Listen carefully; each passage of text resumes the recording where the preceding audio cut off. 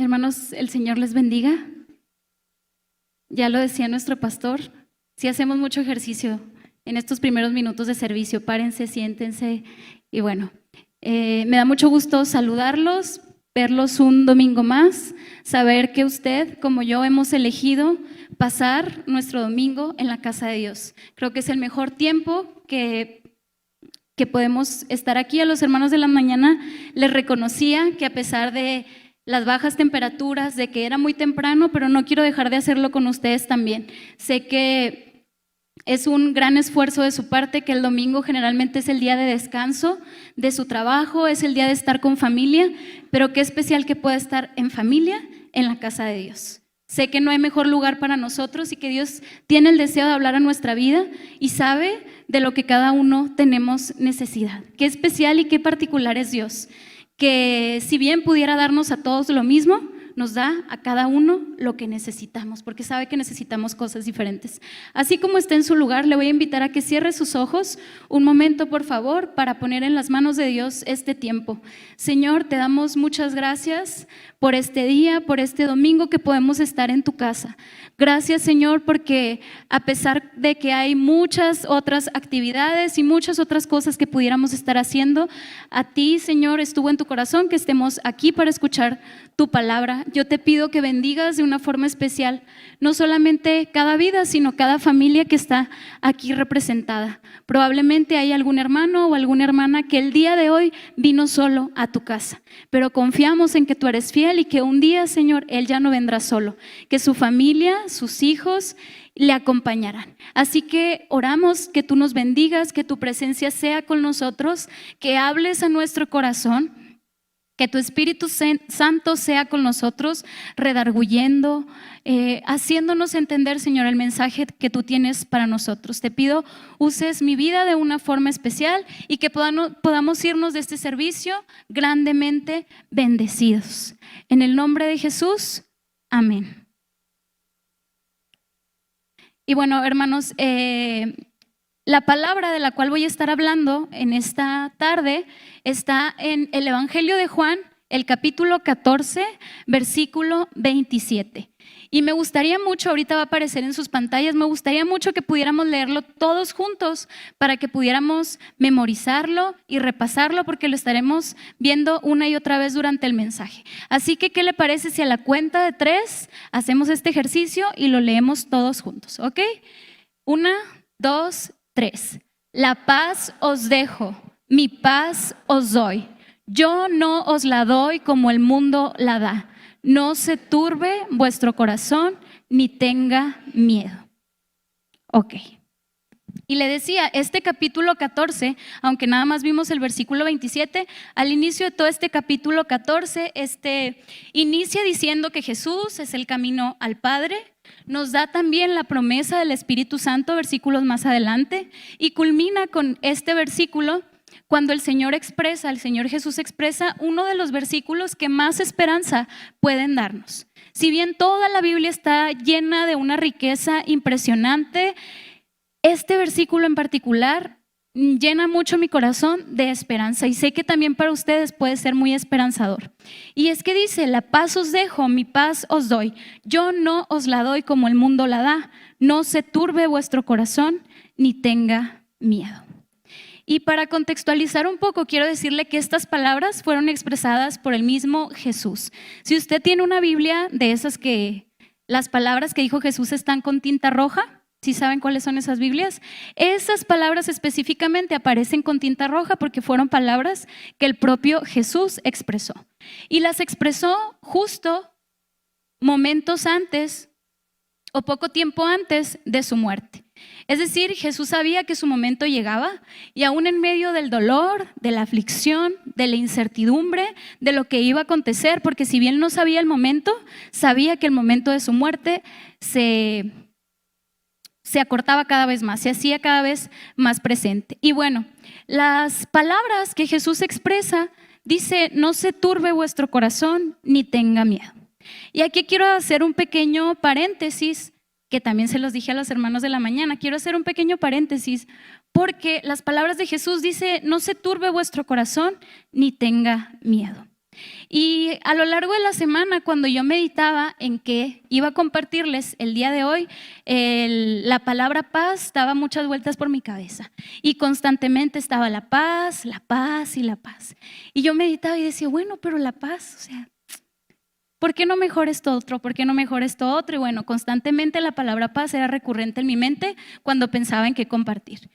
Y todavía se hizo más difícil la elección del tema, porque quiero ser muy honesta con ustedes. La semana pasada, específicamente el fin de semana pasado, experimenté uno de los momentos de más incertidumbre y de más falta de paz que he tenido en toda mi vida. Entonces yo decía, ¿por qué de paz? Y justamente el fin de semana pasado, el domingo pasado, viví uno de los momentos de más falta de paz en mi vida. Bueno, así seguí meditando, seguí orando y seguía pensando el porqué de esto.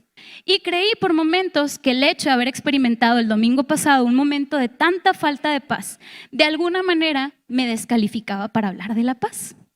Pero el Señor, que es tan hermoso, me contestó. Y si ustedes recuerdan, como lo acabamos de ver, estas palabras de Jesús de no se turbe vuestro corazón ni tenga miedo fueron expresadas por alguien que tenía un corazón turbado y que estaba experimentando miedo. Y eso de ninguna manera lo descalificó para hablarnos y darnos la preciosa herencia de la paz. Entonces dije, bueno, no soy yo más que Jesús. Entonces si Él experimentó todo eso y aún así habló de la paz y nos dejó este maravilloso regalo, creo que es puntual y el Señor desea que yo me apropie también de esas palabras. Así que bueno, el domingo pasado venía con mucha carga en mi corazón y sobre todo con falta de paz. Así que estuve sentada, estuve escuchando la predicación de nuestro pastor y no sé si alguien aquí recuerda cuál fue el mensaje de la semana pasada o cómo se llamaba o algo por el estilo. ¿Alguien recuerda algo del mensaje de la semana pasada? Y si no, le voy a pasar el reporte al pastor para que les ponga un examen. No, no es cierto. ¿De qué se trataba? ¿Cuál era la idea central del mensaje de la semana pasada? Todavía no es el final. Se trata de terminar bien. Ese era el mensaje de la semana pasada. Y bueno, mientras estaba en mi lugar y escuchaba la predicación y estos pensamientos rondaban por mi cabeza, una y otra vez seguía escuchando. Se trata de terminar bien. Todavía no es el final. Pasamos al altar, hubo un tiempo muy especial que sé que muchos de nosotros pudimos disfrutar y en mi caso no fue la excepción. Vine al altar y sentí ese alivio, ese descanso, ese dejar las cargas. Muchas veces lo decimos, pero pocas veces lo vivimos. Y ese dejar las cargas en el altar es algo real. No lo hacemos físicamente, pero sí se siente hasta físicamente, que dejamos nuestras cargas en el altar y poco a poco viene la quietud, la calma y la tranquilidad a nuestra vida. Y eso fue lo que yo viví. Ya en la tarde llegué a mi casa y por la noche, mientras estaba orando antes de dormir, yo le decía, gracias Dios, gracias porque verdaderamente tú nos das paz a nuestro corazón, porque verdaderamente tu presencia en mi vida es tan real que puedo encontrarme en las mismas circunstancias que estaba antes de llegar al servicio, pero lo que hace toda la diferencia es que tengo tu paz. Es decir, las circunstancias no habían cambiado mucho. Lo mismo que me preocupaba a las 7 de la mañana, me preocupaba tal vez a las 8 de la noche. O estaba ahí el problema o la dificultad. ¿Qué era lo que hacía la diferencia? Que ahora tenía la paz de Dios en mi corazón. Que ahora ya había venido su presencia y su paz me había inundado. Y le decía, si Jesús mismo tuvo estos sentimientos de incertidumbre, de temor, de desesperanza, de no saber qué iba a suceder, claro que sabía que su momento iba a llegar, pero no sabía específicamente cuándo, ni tampoco de qué manera iba a suceder. Entonces, ¿qué nos lleva a pensar? Que si Jesús experimentó todo este tipo de emociones y sensaciones en su vida, ¿por qué nosotros no deberíamos de sentirlas? ¿Por qué nosotros no deberíamos vivirlas? Lo que hace la diferencia, le digo, es que tenemos al Señor. Algo que hacía Jesús era que sí, tenía incertidumbre, tenía temor, pero siempre iba al Padre. Siempre iba al Padre. Y esa es la diferencia principal, porque muchas veces nosotros no vamos al Padre. Nos enfocamos en el problema, en el temor, en el dolor, nos hundimos, estamos ahí, permanecemos una y otra vez y no vamos al Padre, no vamos a la fuente y eso hace totalmente la diferencia.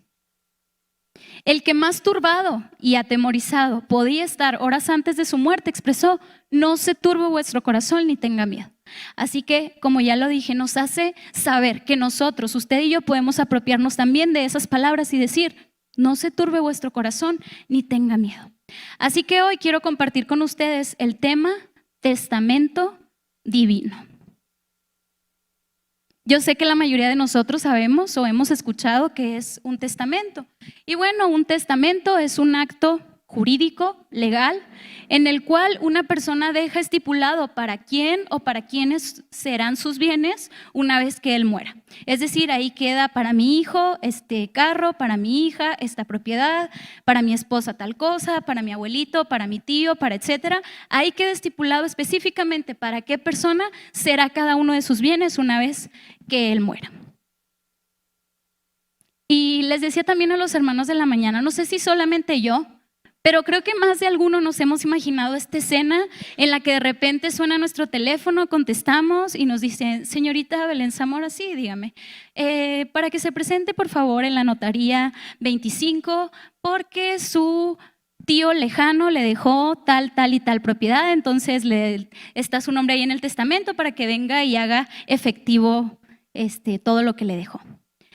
Y cuando yo era adolescente había una película que me encantaba y se llamaba El diario de la princesa. No sé si alguien la vio, los que son como de mi edad seguramente sí la vieron porque era así como el éxito. Entonces en esta película había una joven que era común y corriente, iba a una escuela todos los días, su vida era de lo más normal y de repente un día le llaman por teléfono y le dicen que su abuela es la reina de un país lejano. Vamos a suponer que creo que se llamaba Genovia o algo así. Entonces le dicen que su abuela es la reina de este país y como ella ya está muy grande, le quiere dejar la corona. Entonces de un día a otro su vida cambia, se transforma, se convierte en princesa y tiene que empezar a prepararse y a saber todos los protocolos. Pero bueno, su vida cambia y pasa de ser una chica ordinaria a ser una persona ahora de la realeza. Y aunque todos en algún momento nos hemos planteado esta posibilidad, siendo realistas, es muy poco probable que suceda. Pero no se pongan tristes, porque fíjense que sí somos herederos de algo y de alguien.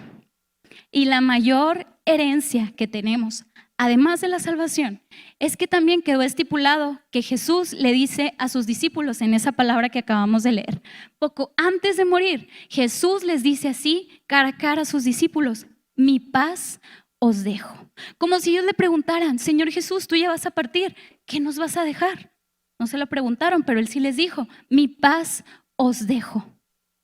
Así que esa palabra no es únicamente para los discípulos de Jesús, para los del círculo cercano de Jesús.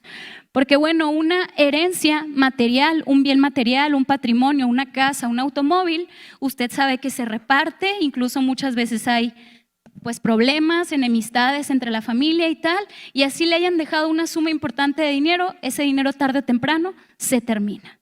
Pero no sucede así con la herencia que nos dejó Jesús, porque ya disfrutaron de ella sus discípulos, ya disfrutaron de ella los primeros cristianos, ya disfrutaron de ella nuestros abuelos, nuestros padres, y ahora, el día de hoy, usted y yo podemos disfrutar también de esa herencia. Y sabe que el día de mañana nuestros hijos podrán disfrutar también de esa herencia, que es la paz de Dios. Uno de los aspectos fundamentales acerca de la paz es que el mundo cree que puede tener paz sin Dios. El mundo cree que puede tener paz sin Dios. ¿Será esto posible? Ahorita vamos a ver por qué sí o por qué no. Bueno, el día de ayer me di a la tarea de hacer una pequeña encuesta con mi familia, mis amigos, mis compañeros de trabajo. Lo puse en mi estado de WhatsApp y lancé una pregunta. Y les pedí a algunas personas que me ayudaran diciéndome qué cosas te dan o te producen paz. Y se la quiero hacer a usted también, no tiene que responderme, pero sí puede meditar en ella. ¿Qué cosas le dan o le producen paz? ¿Qué cosas? Piensen en algo que le produzca paz.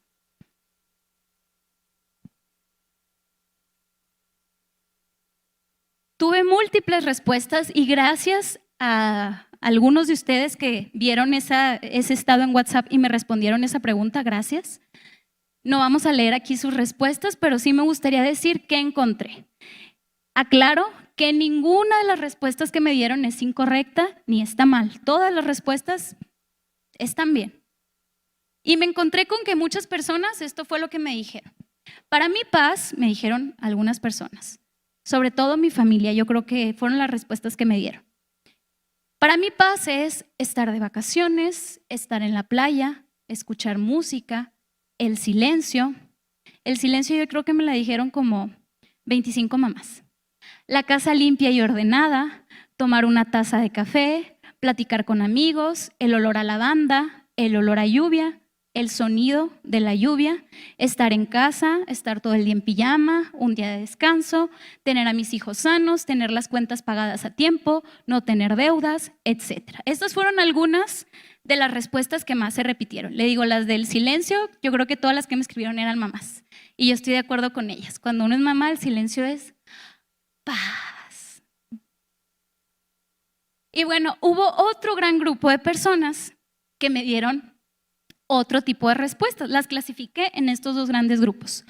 Otro gran grupo de personas me respondió: a mí me da paz tener tiempo a solas con Dios, leer la Biblia, escuchar o cantar alabanzas, meditar en sus promesas, tener la certeza de que soy hijo de Dios y que me ama, y empezar su día orando, escuchar predicaciones, ir a la iglesia y hacer devocionales. Y preguntas relacionadas con esto: con pasar tiempo a solas con Dios, con estar orando, meditando, escuchando alabanzas, cantando, escribiendo, memorizando versículos y cosas que tenían que ver con pasar tiempo con Dios. Y si bien el primer grupo que le mencioné, de los del silencio, la taza de café, un paseo al aire libre, etcétera, todas esas cosas que mencioné primero nos dan calma, nos dan tranquilidad. Pero solo en Dios podemos encontrar paz. Es decir, plenitud, paz que sobrepasa todo entendimiento. Y quiero ponerlo en contexto y darle un ejemplo de esto, porque aunque los tratamos como sinónimos, son cosas diferentes. Y era algo que concluía en la mañana que venía platicando con mi esposo en el carro. Le decía: ¿te das cuenta de lo fácil que es para nosotros confundir la paz con cualquier otra cosa? ¿Te das cuenta que para los jóvenes de la actualidad confunden casi cualquier cosa con paz? Y veníamos platicando acerca de esto y le voy a dar un ejemplo.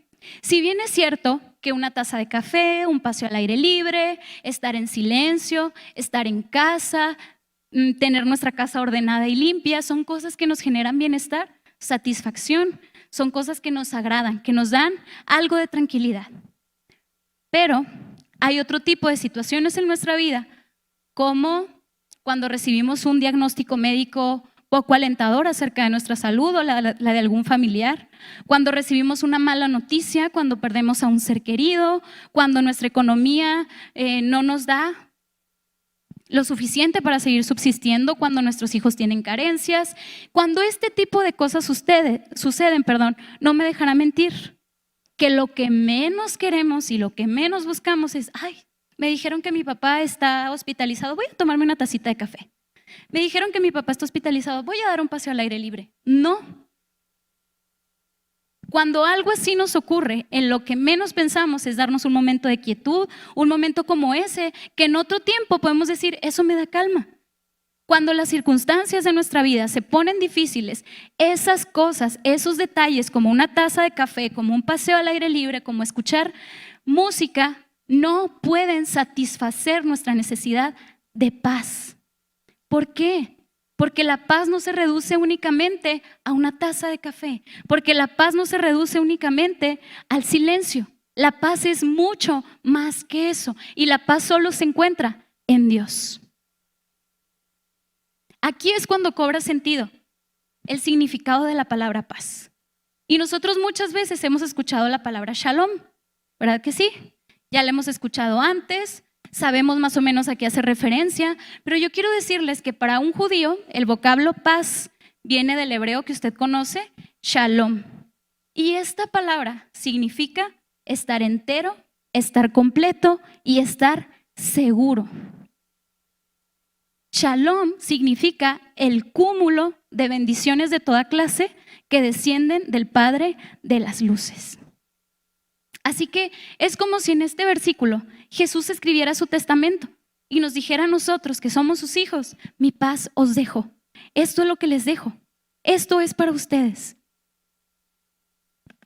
Después de todo el despojo que sufrió Jesús en su muerte en la cruz, lo que nos deja es, ahora sí, ya que entendimos el concepto amplio de paz, tranquilidad, sosiego, quietud, calma, reposo, armonía, serenidad, acuerdo.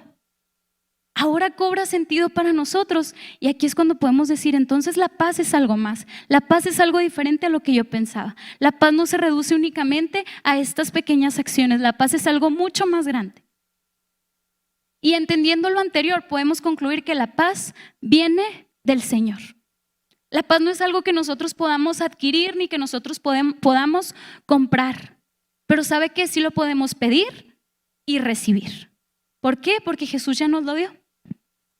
Jesús dice: la paz os dejo, mi paz os doy. Y me gustaría que tratara de subrayar o de poner énfasis en esta pequeña palabra: mi paz. Su paz. La paz proviene de Dios.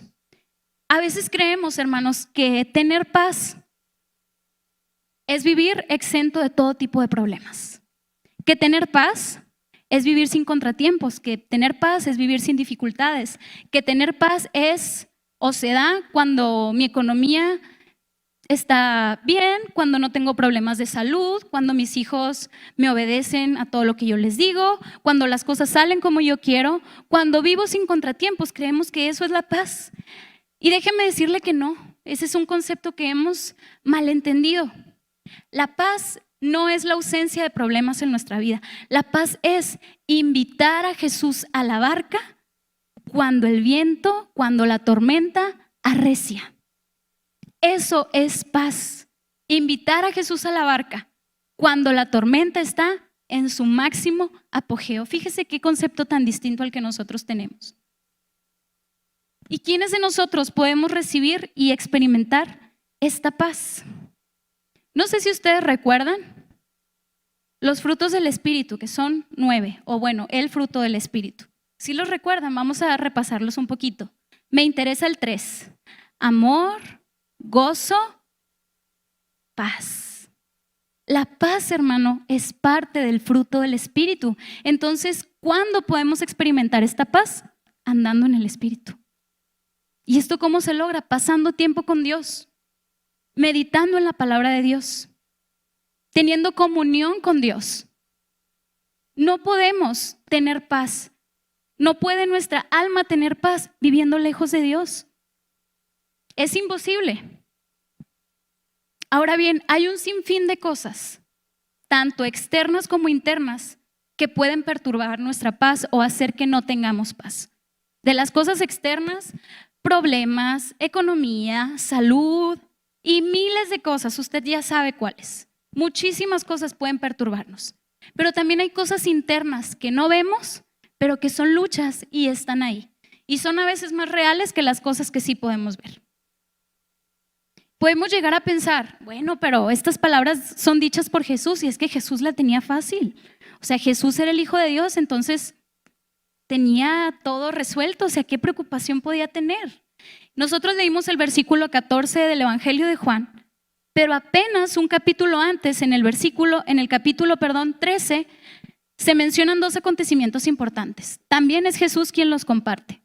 El primero de ellos es la traición de Judas y el segundo es la negación de Pedro. Solamente un capítulo antes a que Jesús nos diga que no tengamos temor, que no se turbe nuestro corazón, experimenta 2 de los acontecimientos más difíciles que le tocó vivir. ¿Y por qué? Porque Judas y Pedro eran personas cercanas a él, eran de su círculo íntimo, eran sus amigos, eran sus discípulos, caminaron a su lado, vieron todos sus milagros y aún así le traicionaron y le negaron. Y bueno, Pedro no una sola vez, ¿verdad? Así que no, tampoco Jesús la tuvo fácil y tampoco Jesús es indiferente a nuestro sufrimiento. ¿Por qué? Porque Él lo vivió también. Y si alguien sabe de injusticias, ese es Jesús. ¿A cuántos de nosotros nos molestan o nos lastiman las injusticias? A todos, ¿verdad? Cuando somos acusados injustamente, cuando somos tratados mal injustamente, cuando creemos que está sucediendo algo en nuestra vida que no merecemos, sentimos el peso de esas injusticias. Así que ninguno de nosotros disfrutamos de ellas. Pero si alguien sabe de estas injusticias y no las merecía, ese es Jesús. Si alguien sabe de sufrimiento, ese es Jesús. Si alguien no merecía nada y aún así lo padeció todo, ese es Jesús. Así que usted cree que Jesús era indiferente a nuestro dolor. No, hermano. Jesús no es indiferente a nuestro dolor. Jesús no es uno de esos que se sientan de lejos a ver cómo sufres y lo disfruta. Absolutamente no. Jesús se duele con nuestro dolor, se compadece de nuestras aflicciones. Hay una autora cristiana que se llama Joyce Meyer. No sé si usted la ha escuchado, pero ella escribió un libro que se llama El campo de batalla de la mente. Y bueno, este libro creo que se escribió en 1995, pero se ha modificado con el paso de los años para contextualizarlo a la época. En este libro, esta autora, en su prólogo, escribe las siguientes palabras. Dice, hay una guerra y el campo de batalla es la mente. La buena noticia es que Dios está peleando de tu lado. Dios desea lo mejor para tu vida y Satanás lo sabe muy bien.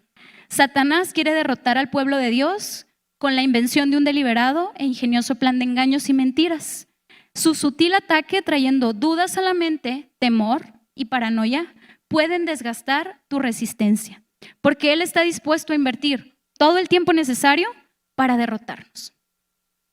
Pero seguidas de estas palabras, también escribe algo muy esperanzador, y es que dice, pero también como creyentes, como hijos de Dios, podemos combatir estos ataques usando la palabra de Dios tal como Jesús lo hizo cuando fue tentado por Satanás en el desierto.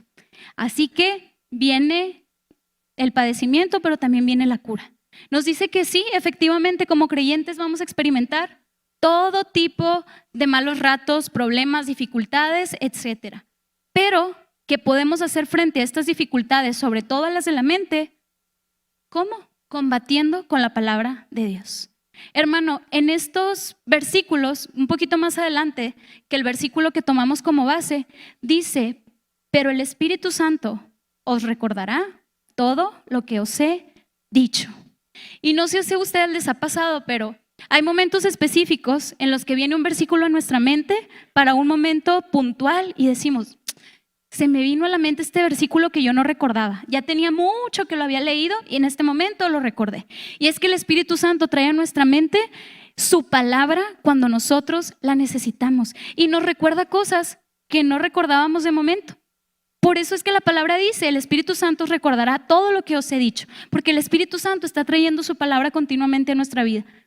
Pero hermano, ¿qué palabra nos va a recordar el Espíritu Santo si no leemos su palabra? Si no meditamos en su palabra. ¿Qué palabra nos va a recordar? Y es que aquí no se trata de, ay hermana, es que usted porque tiene buena memoria. Y es que yo no tengo buena memoria, por eso nunca me acuerdo de los versículos. No se preocupe, porque tiene un ayudador, el Espíritu Santo, dice la palabra, que le va a recordar lo que Él ha dicho, lo que Dios ha dicho. Así que lea su palabra y verá cómo el Espíritu Santo trae versículos a su mente cuando usted más los necesite.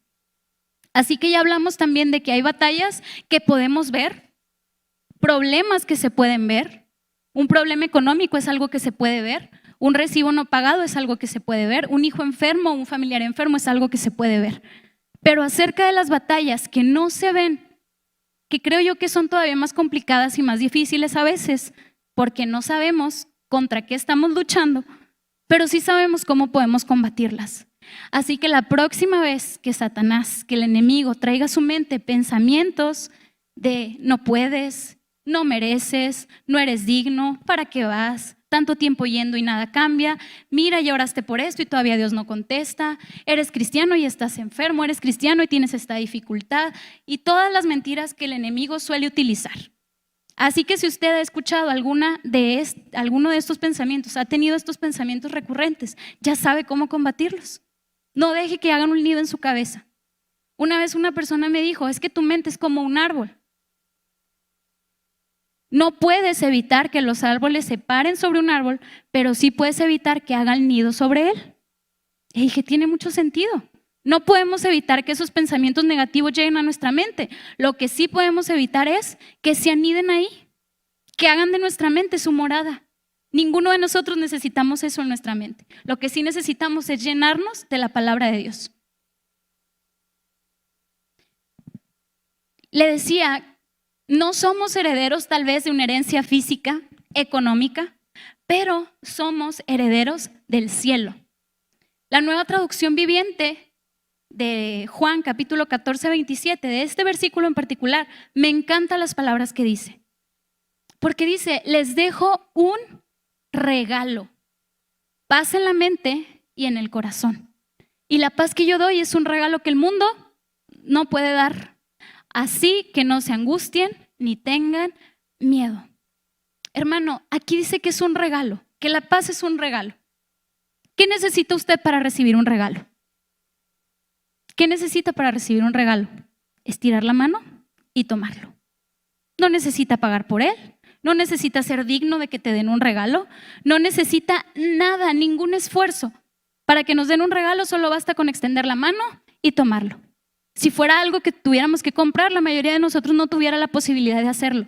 Pero para tomar ese regalo basta con que usted extienda su mano y acepte recibirlo. Porque claro que podemos rechazar los regalos y decir, no, gracias. No, está bien, no lo necesito. No me gusta, no me queda. No está cómodo. Pero este regalo de paz, basta con que usted y yo extendamos nuestra mano, para que podamos recibirlo. Hay gente actualmente creyendo que la paz no existe. No existe. Y sé que aquí hay algunos jóvenes. Hay más jóvenes que en el servicio de la mañana y quiero dirigirme no necesariamente a ustedes, es para todos, pero creo que actualmente los que menos creen que existe paz son los jóvenes. Yo les he comentado en otra ocasión que yo soy maestra y trabajo con adolescentes de primero, segundo y tercero de secundaria. Y he escuchado en repetidas ocasiones comentarios que hacen alusión a que la paz no existe, la paz es algo que tú construyes. Espero no ser la única que lo he escuchado, pero es que de mí es diario. Pero entonces ellos dicen, algunos, la paz no existe, la paz tú la construyes con las cosas que tomas o con las cosas que dejas. Por ejemplo, una de las teorías o de las modas o de las tendencias que está ahorita es, si alguien te roba la paz, aléjalo. Son tóxicos. Tú no necesitas eso en tu vida. Entonces los jóvenes tienden a seleccionar como su grupo de amigos a personas que les dan la razón en todo, que les dan por su lado, que piensan igual que ellos. Y entonces cuando un compañero o un amigo les dice, no, mira, es que te estás equivocando, es que esto no era así, es que estás tratando a la gente de esta manera, lo aíslan. ¿Por qué? No, eres tóxico, entonces no me conviene tu amistad, me robas la paz. Entonces se rodean de gente que todo el tiempo les dice lo que quieren escuchar. Ay, es que él sí me comprende, es que él sí piensa como yo, es que él no me da la contra, es que si se supone que es mi amigo, tiene que decirme que sí, que estoy bien, o sea, ¿cómo me dice que no? Y tenemos actualmente una generación de adolescentes y jóvenes, sobre todo los adolescentes yo creo, que piensan que la paz se construye, que es producto de las relaciones que dejan o de las relaciones que toman. Es decir, si te juntas con personas que piensan igual que tú, estás en paz. Si alguien viene y te dice algo contrario a lo que tú piensas, es tóxico, hay que hacerlo a un lado y no puede ser parte de tu grupo de amigos. Hay otros jóvenes u otras personas, porque también es para los adultos, que creen que la paz llega cuando consumen alcohol, cuando consumen alguna droga o incluso cuando fuman algún cigarrillo. No sé si les ha tocado, pero yo también sí he escuchado. Ay, es que me fumo un cigarro y entonces es como que, tranquilidad, es paz. Es que me tomo tal bebida o consumo tal droga y es como mi momento de relax, es como mi momento de desconectarme, es mi momento de paz. Entonces creen que una sustancia puede producir esta paz. Otros creen que la paz está en no tomarse las cosas demasiado en serio. Entonces esto los lleva a ser incumplidos, ser irresponsables, porque es, ay, no te tomes tan en serio el trabajo, no te tomes tan en serio en la escuela, o sea, no es para que te estreses tú, mira, relax, lo que salió, salió, la tarea que se entregó y la que no, mira, tú, fluye. No te estreses, no dejes que nada te robe tu paz, tú, tranquilo. Otras personas creen que la paz está en evadir los problemas. Así que cuando hay algún problema, se dan la vuelta y hacen como que nunca sucedió. Prefieren evitar el conflicto y no tomar acciones acerca de la situación que se está viviendo. Prefieren no hablar nunca de la situación de conflicto y creer que por evadir el problema se va a solucionar. Les ponía en la mañana un ejemplo y es como si yo le dijera a Judith, bueno, Judith me dijo algo malo acerca de mi vestimenta del día de hoy y me dijo, ay, es que esa falda no te queda.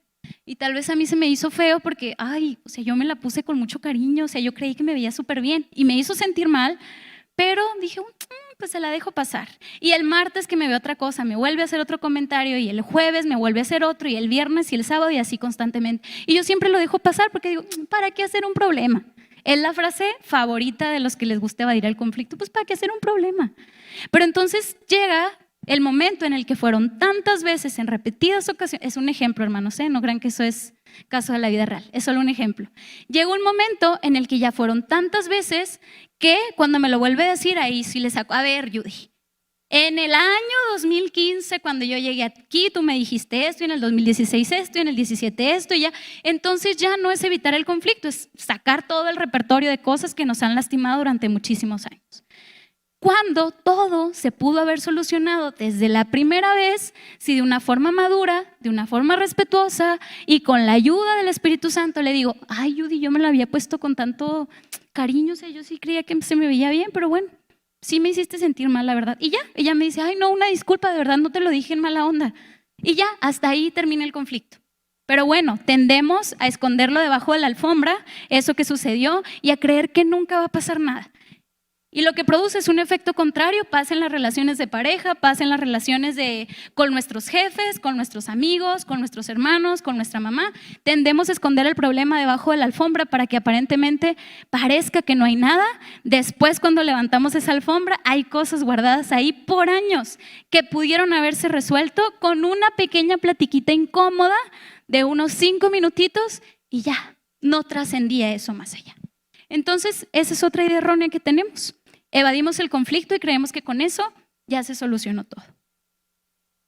Cuando estaba buscando información acerca de esto, me encontré con unas estadísticas del INEGI. Usted sabe que el INEGI es un organismo que vez tras vez hace encuestas de diferentes cosas para saber cuántos habitantes hay, cuántas mujeres, cuántos hombres, cuántos jóvenes, etc. En esta ocasión hicieron ellos una encuesta para saber cuántas personas al año se suicidaban. Y quiero compartir estas estadísticas con mucho respeto, con mucho cuidado, pero me interesa saberlo o me interesa que ustedes también lo conozcan, igual que yo, porque hay una cantidad enorme de personas que viven sin paz. Y que así como muchas veces hemos buscado salidas aparentemente correctas o hemos buscado cómo tener un poco de paz, para muchas personas la opción principal para tener un poco de paz y acabar con sus problemas es quitándose la vida. El suicidio, hermanos, es un problema de salud pública en el mundo, pero también lo es de nuestro país. No crea usted que eso pasa en los países de África porque pasan mucha necesidad, no crea que pasa en los países europeos porque tienen muchas ocupaciones y tienen mucho dinero y tienen muchos compromisos, no crea que solamente ocurre en tal continente o en tal país y que nosotros estamos exentos de eso, porque la realidad es otra. En México también ocurren muchos suicidios. Y bueno, el aumento es significativo en los casos de suicidio con el paso de los años. En México, solamente en nuestro país, en 2021 se observaron 8,447 suicidios consumados. Y vamos a entender como suicidio consumado eso quiere decir que esas 8,000 y tantas personas perdieron la vida. Hubo 1,224 más que en 2019. Significa una tasa de 6.2 por cada 100,000 habitantes. ¿Sabía otra cosa? Ya le digo, esto ocurrió en México o está ocurriendo en México, pero ¿sabía usted cuál estado de la República es aquel en el que más suicidios ocurren día tras día? ¿Cuál cree? Chihuahua. Chihuahua tiene el primer lugar en suicidios en todo el país. Y esto se ha venido viviendo año con año, es decir, han pasado un año, ha pasado otro año y desde 2019 por lo menos hasta 2023 Chihuahua sigue estando a la cabeza, sigue siendo el primer lugar. Un primer lugar que no nos gustaría tener, pero que nadie le ha quitado. Chihuahua es el primer lugar a nivel nacional en suicidios. Y la tasa más alta de suicidios sucede, aquí le va otra noticia demasiado triste, entre jóvenes de 18 a 29 años. Un joven a los 18 años está saliendo del bachillerato casi para entrar a la universidad o quizá en el primer año de universidad. Y como adultos ustedes también pudieran pensar, como abuelitos que son, pudieran pensar, pero 18 años. Le llamamos la flor de la juventud. Si está viviendo su época más bonita, si está viviendo la época más agradable, si está en la plenitud de la vida, porque así lo llamamos. Entonces, ¿por qué es que los jóvenes de 18 a 29 años son los que más se están suicidando en nuestro estado? Quise decirle esta información, hermanos, porque a veces lo vemos como algo tan lejano, como algo, bueno, eso pasa en otros países, bueno, pues en Europa, bueno, en Estados Unidos. No, aquí en México y en nuestro estado de Chihuahua esto sigue ocurriendo. Y ya le decía yo que ha habido 8,447 suicidios consumados. Pero ¿sabía usted que por cada suicidio consumado, es decir, por cada suicidio que sí lleva, a la persona a la muerte, hay por lo menos 20 intentos de suicidio por cada suicidio consumado? Entonces ya el número no es 8,447, el número asciende a por lo menos 168,940 suicidios.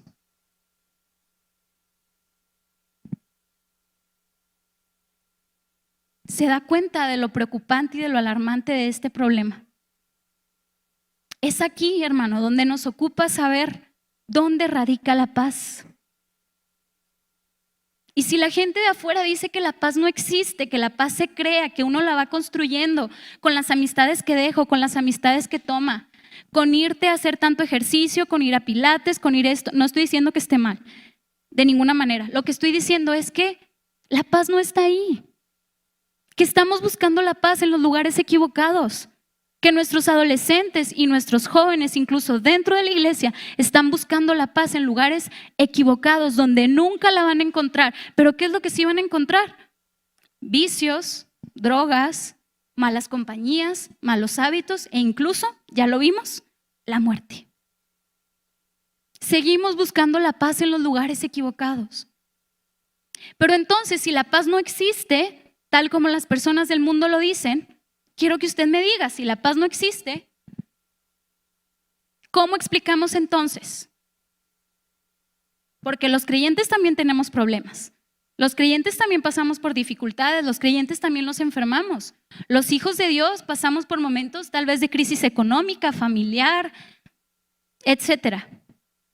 Entonces, si la paz no existe, ¿cómo explican al creyente enfermo, desahuciado, que en su lecho de muerte sigue glorificando a Dios? Si la paz no existe, ¿cómo sonríe aquel creyente que ha perdido a un hijo? ¿Cómo lo explica?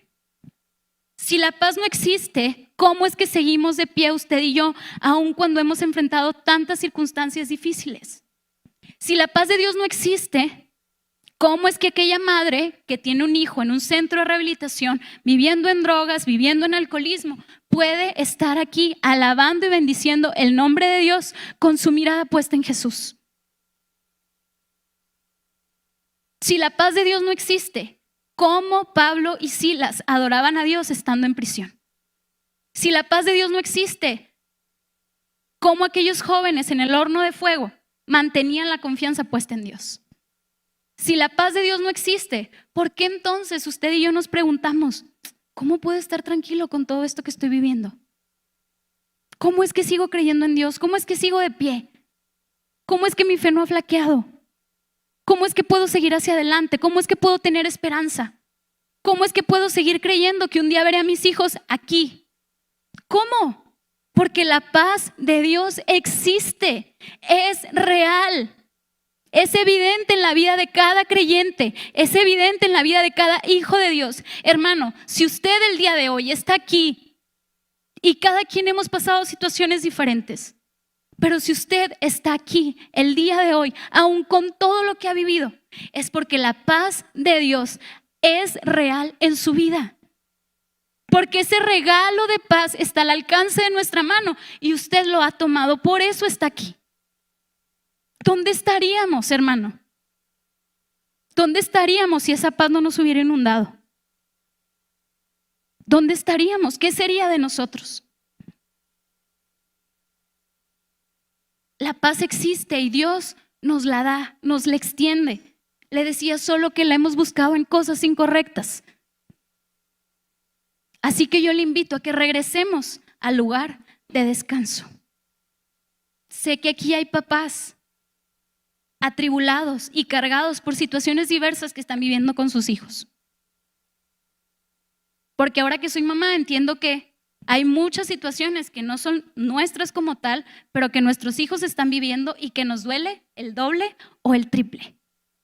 Así que si usted, mamá y papá, está orando por un hijo que en este momento no reconoce a Jesús como su Salvador, usted está en el lugar correcto. Y sabe que Dios ha escuchado cada una de sus oraciones.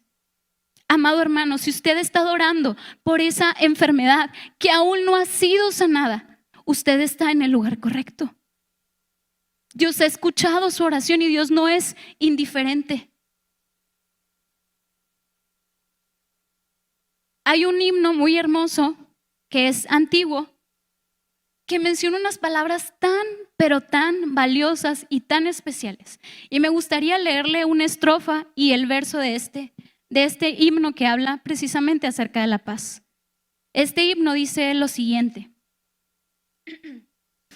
en el fondo de mi alma una dulce quietud se difunde embargando mi ser, una calma infinita que solo podrán los amados de Dios comprender.